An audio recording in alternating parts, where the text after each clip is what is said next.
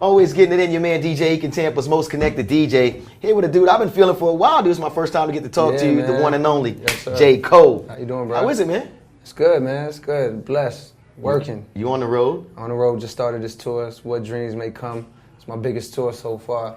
Right. It's huge. Let me. I like to ask a lot of artists this because what is the one thing that has happened to JCole since this all started that JCole did not expect at all that has surprised him the most?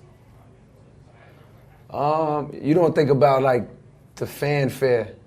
Like I never thought about like I always want to be acknowledged as like, oh man, Cole, he the best, or he's one of the best, or like I wanted the music to be appreciated. Like I love that song or I love that album, but I never imagined that people like literally live for you, like or live. You know, people would tell you like, yo man, your song kept me alive. I was contemplating suicide. Like they come up and tell you stuff that's so real, right? That it's like. Whew, and you got to realize, like, oh, this music really did have that effect, but I never actually thought about that part. You know what I mean? Right. It's a little more realer than I even anticipated. Right. And it's ill, it's dope, but I just didn't think about that part. From what I understand and I've read about you, like, a lot of artists, they're MCs or they're rappers, as I say, and not even that, they're singers or whatever, but they're not, they don't always write. They're not really like always in tune because management guides things, label guides things. From what I understand, you like real hands-on with how you want the J. Cole thing to feel, how you want the J. Cole movement to look, how it gets addressed. For sure, I'm like a control freak, for sure, and a perfectionist. So,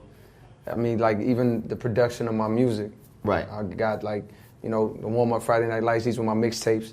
And then I got these 2 albums I put out and I'm producing all of this music, you know what I mean, from scratch.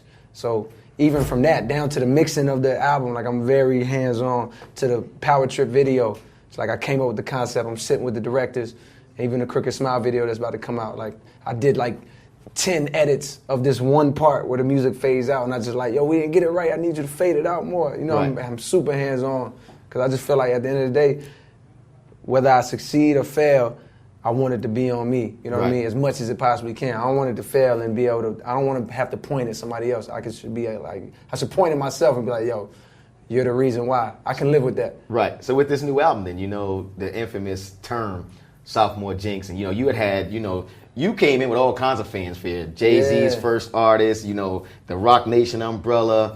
Yeah. Everybody's like the lyrics stand up, and then you got to go in and you make a record. Then this record comes out, and you have a lot of success on that first album. Yeah. So when you go in to make that second one, though, the pressure? Nah, no pressure because my second album was really like my fourth album.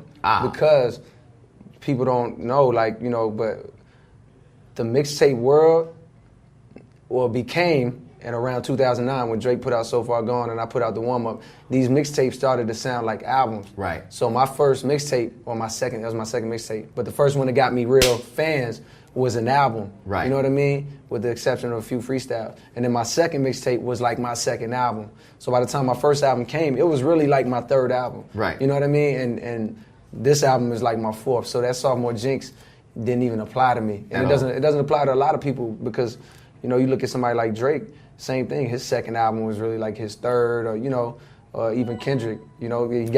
He put out Good Kid, Mad City, but if you was riding with him from the beginning, you know that he had other projects that you could look at like albums. Right. Yeah.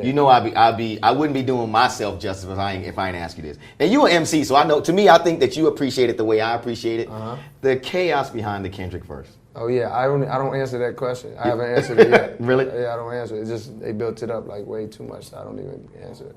But I know. Well, I'll put it this way: you gotta consider yourself top 5, top 10 MCs is out right now. Top 3, number 1. Where's for sure? Where's J. Cole? Top 1. 1. 1. You don't even worry about it. I don't think about it. let me give you this. You moved to New York, if I'm not mistaken, from North Carolina. Yeah. Going into a city of that's real hip hop. Yeah, for sure. First of all, 8 million people. Right. I went to a city with 200,000, maybe 150,000 when I moved out, probably, to a city with 8 million people. Right. Feeling like I could be the one. I could be the one dude amongst all these people to really get a shot. You know what I mean? Right. That right there is ridiculous. Number 2, you're right. I thought I was moving to a mecca, a hip hop mecca. Like in my childish mind, I was 17, 18. I thought I was gonna go up there and everything was gonna look like 8 Mile.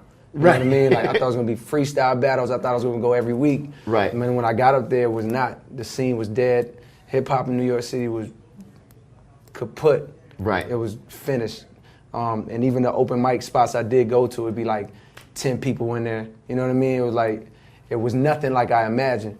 But ultimately, that helped me stand out more, because when I was bringing this brand of rap that was actually closer to New York hip hop than what the New York rappers was doing at the time, because all the New York rappers was on down south beats. Right. You know what I mean? It was on like same beats Jeezy was on, and then here I come in this city with like a song like Lights Please, or like a song like Lost Ones, that I Get Up, or some of these classic songs I got that was a breath of fresh air to all the New York people. Like right. I remember having my music passed around in Queens, and all these dudes in Queens just like, yo, who is that? Who is that? Right. You know what I mean? Because it was just refreshing. So yeah, I moved to New York just with the audacity to think that I could make it, and it worked out. But you know, though, man, those are the kind of stories to me that I love for people to hear, because that's that confidence in you first. Word. So we there, and now we at this tour that you on right now. We got this album, and we got these records, this big record with, come on, Miguel. I don't know how to forget that. Yeah. Miguel, the Power Trip record.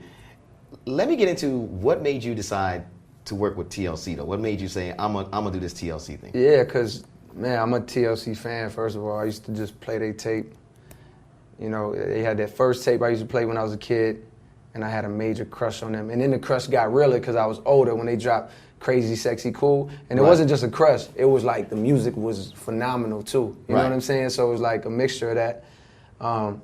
And they had these huge records that were positive, like Waterfalls and Unpretty. So when I made Crooked Smile and I came up with the concept and finally produced the beat and finished my verses, and then finally came up with a hook with this girl that I had met in the studio, when we wrote the hook, it was like, oh man, I would love to hear TLC sing this, because I want to hear their voice. I ain't heard their voice in so long, and I want to hear it on my song. You know what I'm saying? Same thing I did with Missy on Nobody's Perfect. Like I put Missy Elliott on this song, and everybody was like, why you do that? And of course they were happy about it, but they asked me why I did it, and it's just like, yo, I was a fan. This is really somebody I listen to, and just because they haven't been heard in a while doesn't mean I don't have the right to go get them. And that's how it was with TLC. Dope too. And they still dope, clearly. You know what I mean? Because you hear the way they singing, you know, and you can tell they still got it. So they come see this live show. You and Wale on the road. Yeah. What can the fans expect? Man, just know, man. This is first of all, we're doing almost the entire album, Born Sinner album, and it's not just a show. We're not just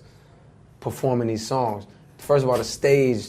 I spent way too much money on this, on the lighting and stuff, but it was worth it because the lighting is amazing, the production is amazing, and we try to take you through a story. You know, it's like a play. Imagine going to see a Broadway play. We try to set it up like that, you know what I mean, to the best of our ability, and still give you a great show with the songs. Right. Yeah. So it's something the fans need to see. Of course, yeah. It's beyond your money's worth. It's at least double what you're paying. So you're on the road all the way through December. All the way to December, yeah. We do the States up until the end of October. Then we go overseas and do the UK and Europe from November till mid-December. And we come back, we'll do Canada, and we'll see where we at next year. All right. Well, for those of us, not myself, but the people that are living under a rock, the album's out right now, and it's called? Yeah, Born Sinner is the album. Please go get it if you don't have it already. Right.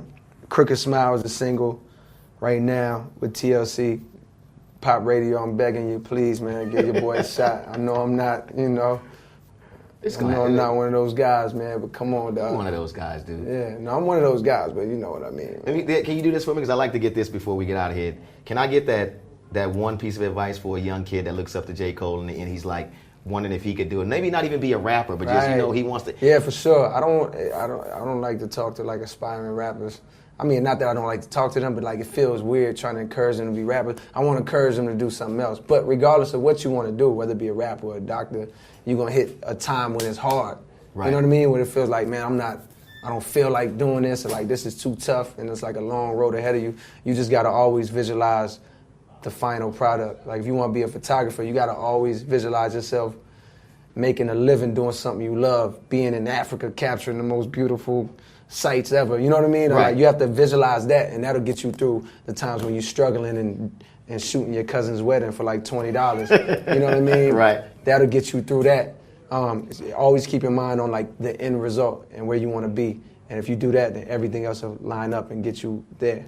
It's the dude JCole, man. Word. We could talk all day, man. I'm gonna let you Word get up. back, man, and I appreciate it. And when you come through Tampa again, let's get up, all right? Yeah, I got you, bro. Thank It's you, man. MyPlace, the dude JCole, as big as it gets. So, all those other people who don't know about it yet, Yeah. it's a movement right there, all right? Oh, man. We gone.